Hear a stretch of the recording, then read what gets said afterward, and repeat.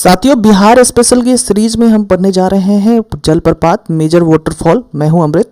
अब ये देखिए कि जलप्रपात क्या होता है कि जब नदियां बहुत बड़े ऊंचावाद से मेजर रिलीफ से गिरती है, मतलब पहाड़ी या फिर पठार की ऊंचाई नॉर्मल लैंड से बड़ी होती है, और अगर उससे अगर नदियां गिरती हो नीचे, तो ये जलप्रपात का निर्माण करती है। जलप्रपात किस लिए इम्पोर्टेंट है? क्योंकि ये एक बहुत मनोरम दृश्य दिखाती है आपको। आपने जो है इसका बहुत अच्छा आनंद लिया होगा जब बाहुबली 2 आप देख रहे होंगे, तो वहाँ आपको जलप्रपात का एक बड़ा अच्छा दृश्य देखने को मिलता है, और ये टूरिस्ट प्लेस के रूप में जो है वो डेवलप होता है। बिहार में बहुत कम जलप्रपात देखने को मिलते हैं। इसका एक सीधा साधा कारण है कि बिहार जब अलग हो रहा होता है झारखंड से, तो फिर अब पहाड़ियों की जो संख्या है वो बहुत कम बिहार में पाई जाती है, और इस कारण से जो है यहाँ बहुत कम जलप्रपात मिलते हैं, क्योंकि ऊंचे से नीचे की तरफ जो है नदियों का गिरना ही जलप्रपात का निर्माण करती है। अब बिहार के पहले जलप्रपात को देखते हैं। ककोलत जलप्रपात बहुत प्रसिद्ध है बिहार के अंदर, और ये आपको नवादा में देखने को मिलेगा। ककोलत पहाड़ी है, और चूंकि पहाड़ी से यह जो नदी आके गिरती है, और 7 धारा होती है, 1-2 धारा नहीं, 7 धाराओं से ककोलत जलप्रपात का निर्माण होता है। और कितना मनोरम दृश्य होता होगा। आप सोचिए कि 7 धाराएं मिलके एकदम बहुत ऊंची पहाड़ी से नीचे गिर रही है।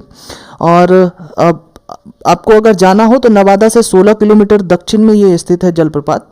इसकी ऊंचाई 47 मीटर है, यानी 160 फीट है। लेकिन जो मुख्य ककोलत जलप्रपात है उसकी ऊंचाई आपसे पूछे तो वो 80 फीट है। ये बीपीएससी का प्रश्न रहा है, ठीक है। तो ये इस तरीके से आप ध्यान रखना है।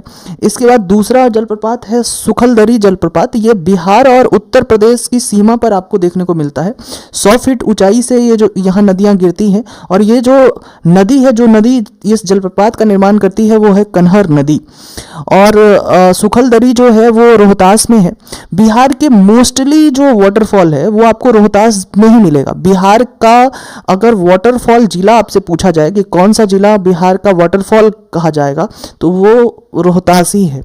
पारसडीह जो जलप्रपात है ये नहीं पढ़ना चाहिए, क्योंकि ये झारखंड में आ गया है। लेकिन फिर भी कभी कभार जो है आयोग झारखंड से भी कुछ क्वेश्चंस पूछ देता है। तो पारसडीह गांव के निकट जो पंडा नदी है वो ये जलप्रपात का निर्माण करती है। ये पारसडीह जलप्रपात है कहाँ? गढ़वा डिस्ट्रिक्ट है झारखंड में, वहाँ है। पहले ये पलामू डिस्ट्रिक्ट का पार्ट हुआ करता था। 90s में इसको अलग करके गढ़वा डिस्ट्रिक्ट बनाया गया, और गढ़वा डिस्ट्रिक्ट के आसपास सोन नदी है, और पूरे गढ़वा डिस्ट्रिक्ट सोन नदी से भरा हुआ है। तो अगर आपको परासडीह जलप्रपात देखना हो तो आप जो है आपको झारखंड जाना पड़ेगा। बिहार के आयोग में पारसडीह से बहुत कम क्वेश्चन पूछने की जो है वो संभावना है। तो हमने देखा ककोलत जो कोडरमा पठार से उतरने वाली धारा है, इससे बनता है ककोलत, नवादा में स्थित है। इसके बाद सुखलदरी जो है वो कन्हर नदी ये जलप्रपात को बनाती है, रोहतास में आपको देखने को मिलेगा। फिर और देख लेते हैं धुआं कुंड काव और धोबा नदी है, ये नदी बनाती है। और तारा चंडी सासाराम के पास नज़दीक मिलती है, रोहतास में आपको देखने को मिलेगा। फिर दुर्गावती खादर को 80 मीटर की ये जलप्रपात है। दुर्गावती जो है वो खुद में एक नदी है, और उसी के नाम पे जो है ये जलप्रपात का नाम पड़ा है।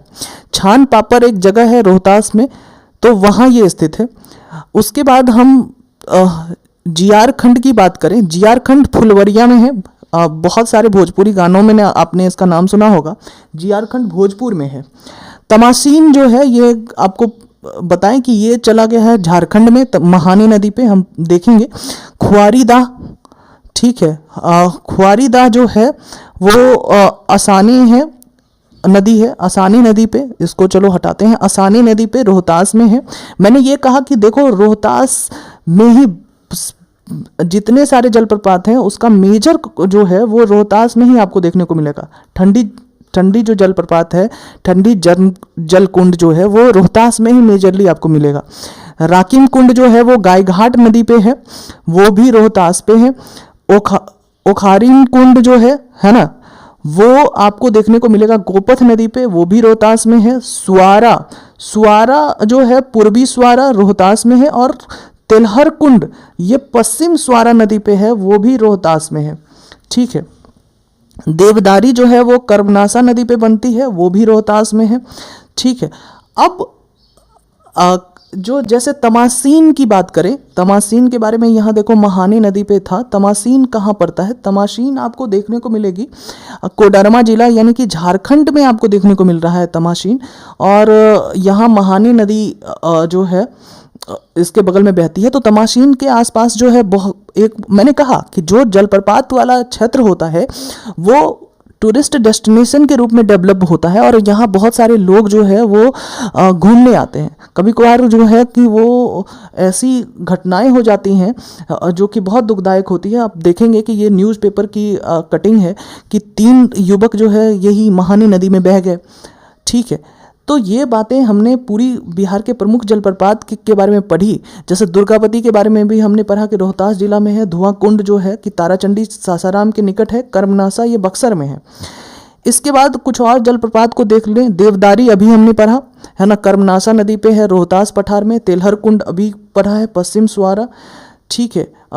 ख्वारीदाह अशानी नदी रोहतास। राकिम कुंड गायघाट। तो फिर से जो है ओखारिन कुंड गोपथ नदी पे है, रोहतास जिला में है। सुवारा भी रोहतास में। तो मोस्टली अगर आपको ऑप्शंस पूछे जाएं कि कहाँ कहाँ कौन सी नदी आपको दिखती है और नदियाँ इंपॉर्टेंट हो जाती है क्योंकि बहुत सारे जो जलप्रपात हैं वो आपको रोहतास में ही देखने को मिलते हैं। जैसे मजहर कुंड जो है ताराचंडी के पास, धुआं कुंड भी, ये दोनों रोहतास में आपको देखने को मिल रहे हैं। तुतला प्रपात जो है वो सासाराम में मिलेगा, ये एक नया है। उसके बाद जो है करकटगढ़ जो जलप्रपात है वो कैमूर में मिलेगा। ये दोनों आपको याद करके रखने हैं, करकटगढ़ और तुतला प्रपात। ठीक है। और बिहार के गर्म जल कुंड के बारे में देखें। देखो जलप्रपात का निर्माण कैसे होता है। जलप्रपात का निर्माण होता है कि जब नदियां बहुत ऊंचे से नीचा गिरती हो, है ना, तो ये जलप्रपात का निर्माण करता है। अगर नदियों की जलधारा अगर गर्म है तो ये गर्म जल कुंड कहलाएगी और नदियों की जलधारा अगर ठंडी है तो ठंडी जल कुंड कहलाएगी। ठीक है। तो बिहार में अभी तक हमने जो पढ़ा वो वहाँ की नदियों की जलधारा जो है वो ठंडी थी। लेकिन प्रमुख गर्म जल कुंड का निर्माण कैसे होता है, ये पानी कैसे गर्म होगा। साइंटिस्ट का ये मानना है, यानी ज्योग्राफी पढ़ते हैं उनका ये मानना है कि ये जो गर्म जल कुंड है उसका एक कारण है कि ये कहीं मृत ज्वालामुखी का जो है वो जो वॉल्केनो डेड हो गई है, उसी पृथ्वी के अंदर जो वॉल्केनो डेड है वहां से पानी जब बाहर आ रही है तो वो गर्म जल के रूप में बाहर आ रही है। इसलिए ऐसे गर्म जल कुंड में अगर आप नहाएं तो आपके चर्म रोग की जो समस्या है वो दूर होती है। तो बिहार के प्रमुख जल कुंड 2 जो है वो जिले में मिलते हैं, एक राजगीर में आपको मिलेगा और दूसरा मुंगेर में। प्रमुख जल कुंड के नाम आपको याद रखने चाहिए, जैसे नानक कुंड है, मखदूम कुंड है, गोमुख कुंड है, ब्रह्म कुंड है। सबसे जो है बड़ी गर्म जल कुंड है यही ब्रह्म कुंड। सूर्य कुंड है, सप्तधारा है। ये है राजगीर की गर्म जल कुंड। उसके बाद मुंगेर में जितनी भी जल कुंड है ये सारे भगवान के नाम पे है।